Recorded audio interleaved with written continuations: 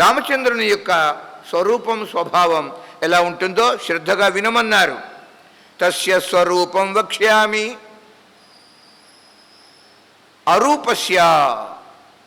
రావణ, ఆ రామునికి రూపం లేదురా అన్నాడు. అరూప నిర్గుణ. తనకి అవసరం వచ్చినప్పుడు తన మాయాశక్తి ఉన్నది కదా, తద్వారా ఒక రూపాన్ని పరమాత్మ స్వీకరిస్తాడు. అవసరం అనుకున్నంత వరకు ఆ రూపంలో ఉండి ఆ తర్వాత దాన్ని త్యజించి తన యొక్క స్వరూపంలోకి వెళ్ళిపోతూ ఉంటాడు. అవతారాలన్నీ అంతే.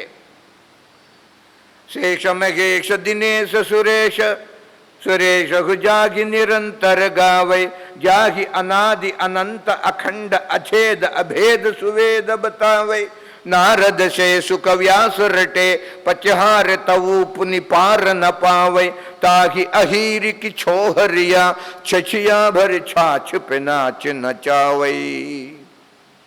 హిందీలో ఒక మహమ్మదీయ కవి, గతంలో రహీం అని చెప్పుకున్నాం, ఆయన సంస్కృత పండితుడు. ఈయన గారు మరొకరు రసఖాన్, ముసల్మాన్ కవి, కానీ కృష్ణ భక్తుడు.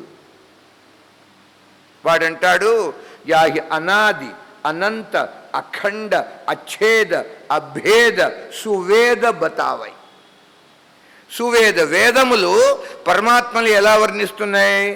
అరూప, అనామ, అఖండ, అచ్ఛేద్య, అభేద్య, అచ్ఛేద్యోయం అదాఖ్యోయం అక్లేద్య అశోష్య ఏవ చ నిత్యః సర్వగతః స్థాణుః అచలోయం సనాతనః.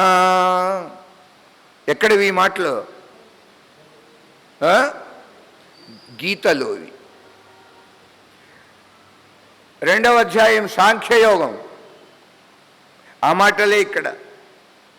వేరే వేరే ఎట్లా వస్తాయండి? పరమాత్మ యొక్క స్వరూప స్వభావాన్ని ఏ వేదం చెప్పినా, ఏ ఉపనిషత్తు చెప్పినా, ఏ పురాణం చెప్పినా ఇదే. సనత్కుమారుడు రావణ బ్రహ్మతో అంటున్నాడు, నాయనా, ఆ మహాపురుషుడికి అరూప, రూపం లేనివాడు అయినా సరే మాయాగుణాలు, తన శక్తి అయిన మాయ యొక్క గుణములను స్వీకరించి అనేక రకాలుగా ఆయనే కనిపిస్తూ ఉంటాడు. ఆయనలో మార్పు ఉండదు, కానీ మార్పు చెందినట్టు మనం చూస్తాం అంతే. గొప్ప విషయం అండి. పరమాత్మలో మార్పు ఉండదు. మార్పు ఉంటే ఆయన దేవుడు కాలేడు. అపరిణామి, అనాదిగా ఒకే రూపం. ఏమిటది?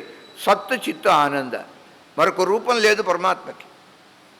సచ్చిదానంద రూపాయ విశ్వోత్పత్యాది హేతవే తాపత్రయ వినాశాయ శ్రీకృష్ణాయ వయం నుమః.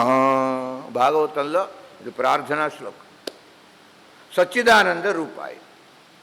అమ్మవారికి కూడా సచ్చిదానంద రూపిణి అని నామం. అది స్వరూపం. కానీ అవసరం వచ్చినప్పుడు అవతరించాలంటే మాయ త్రిగుణమయి 3 గుణాలతో కూడిన మాయను ఆశ్రయించి తాను ఒక రూపాన్ని పొందుతాడు. అలా రూపాన్ని పొంది మరొక విధంగా కనిపించినప్పుడు కూడా బ్రహ్మే. బ్రహ్మయందు మార్పు లేదు. రాముడిగా వచ్చిన, శివుడిగా, కృష్ణుడిగా, గణపతిగా, మరో విధంగా ఏదో ఒక దేవత రూపంగా వచ్చిన బ్రహ్మ అలా కనిపించడమే తప్ప ఆయనలో మార్పు ఉండదండి. అపరిణామి, నిష్ప్రపంచం ప్రపంచ్యతే. ఇలాగా తనలో ఏ మార్పు లేకుండా అనేక విధాలుగా బ్రహ్మ కనిపించడాన్ని వేదాంతంలో ఏమంటారు? వివర్త రూపం. బ్రహ్మ యొక్క వివర్త రూపం. బ్రహ్మగానే ఉంటాడు, మార్పు లేకుండా అనేక రకాలుగా కనిపిస్తూ ఉంటాడు.